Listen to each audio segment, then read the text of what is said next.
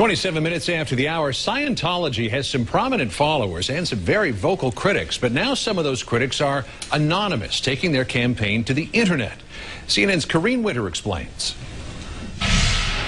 The Church of Scientology has had its share of critics over the years and more than its share of negative press. The church has always fought back, but now the critics have harnessed a new platform, the internet, and Scientology may have a harder time defending itself. Reconnect!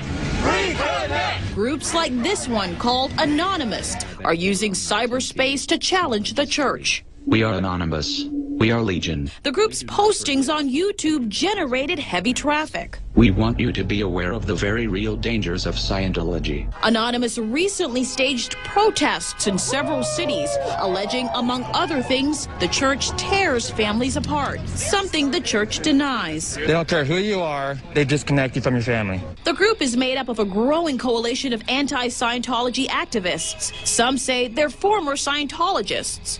They wear masks, they say, to shield themselves from potential harassment by the church and claim their actions are harmless. The Church of Scientology calls Anonymous cyber terrorists who have polluted the internet with lies about the religion.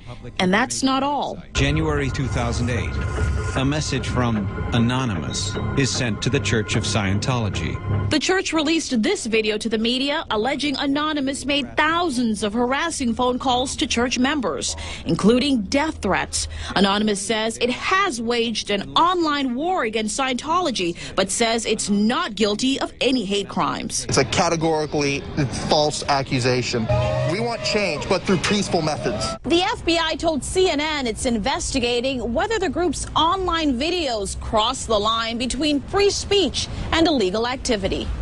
First Amendment attorney Douglas Morrell says that's often a fine line that's open to interpretation. From a First Amendment perspective, everybody who speaks on the internet has the right to speak, so long as they're expressing their opinion and aren't defaming anybody. That doesn't mean that the church won't try to come after them. Legal experts say the church may be facing its biggest challenge yet, trying to protect its image in a loosely policed medium seen by millions of people.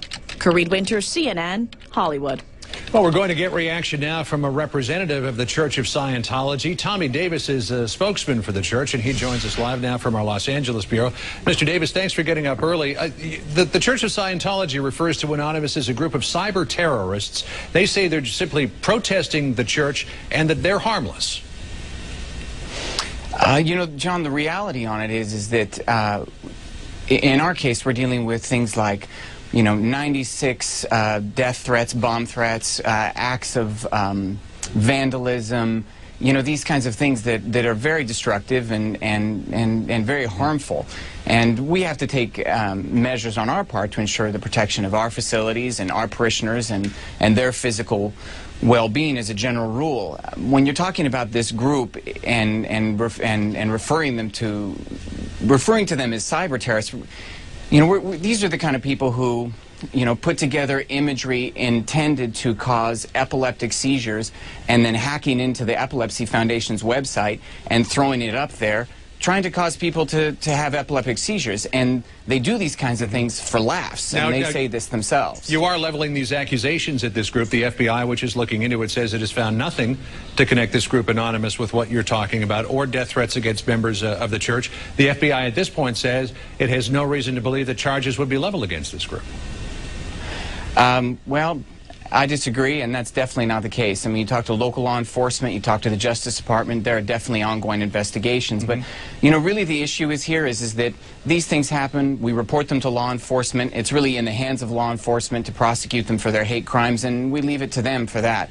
From our standpoint, we're carrying on. I mean, the worldwide interest in Scientology has never been higher. I mean, Scientology's grown more in the last 5 years than the last 5 decades combined. You have 7,700 churches, missions, and groups, and an enormous amount of interest in Scientology and what we do. So we're interested in putting true information out there. People can find out for themselves what it is, which is really what they ought to be doing. Is you can walk into a church, you can see what Scientology is, you can go online at Scientology.org and see for yourself and make your own decisions about what Scientology is about, and on any subject, people should really find out for themselves what it is, rather than listening to cyber gossip or hate mongering, which is really the kind of thing that's going on. On that point, help us to understand something about the church, and this is what this group Anonymous is protesting. They claim that the church separates family members, and there is this practice of disconnection, where if you're a member of the Church of Scientology, to the best of my understanding here on this issue, because I'm not a member and I don't fully understand it, but if you're a member of the Church of Scientology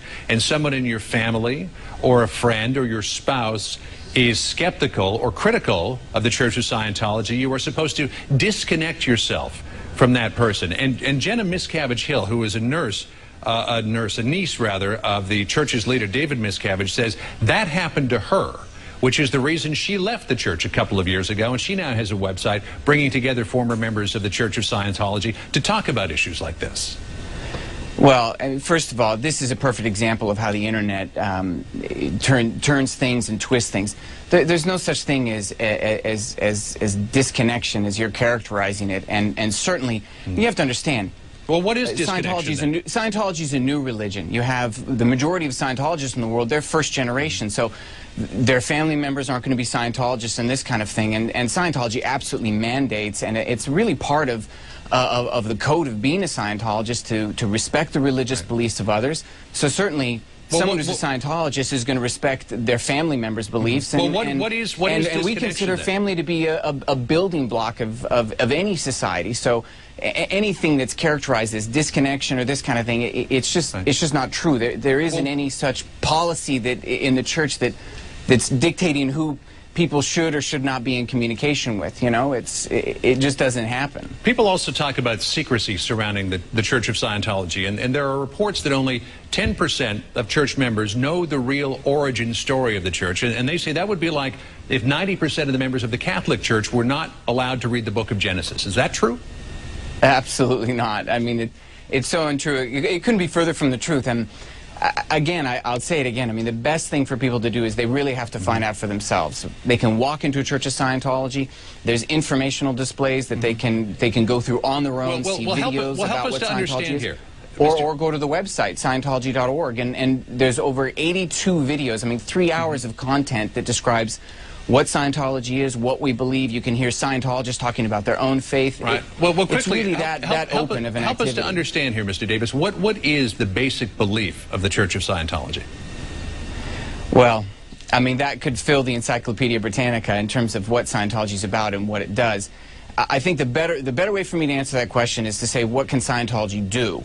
And it's something that you apply to your life, and it's tools for living and for improving relationships and these kinds of things, raising IQ. Because as you know, there are some people, and one of them is a correspondent for the Village Voice, who says the basic belief system or the basic tenet of this Church of Scientology is to rid the body of space alien parasites, to clear oneself. Well, John, does that sound silly to you? I mean, it's unrecognizable to me. Here's the thing. There's a lot of people out there talking about what they say Scientology is, and actually, no, I'll correct that. There's a small amount of people who are talking about what they think Scientology is. They spread it on the internet, and then other people read it and they think, oh, that must be what it is. Which is why I say people really should just come into the church and see for themselves, find out what it is, and then they can make their own decisions. Read a book by L. Ron Hubbard. You know, pick up a book like Scientology, Fundamentals of Thought. And you can see what Scientology is, what our beliefs are, and what we practice and why, and how people can use Scientology in their lives. That's the whole point, is how you can apply it to improve your life. Whether you want to call yourself a Scientologist or not, that's a personal decision. But people should go online, go to Scientology.org, check out the videos, get a book, read it, think for yourself, make your own decisions, and then people can make judgments based on that. But the kind of things you're talking about, they're unrecognizable to me. Tommy Davis, spokesperson for the Church of Scientology this morning from Los Angeles. Thanks for taking the time to be with us today. Absolutely. Thank you, John. Appreciate it. Alina?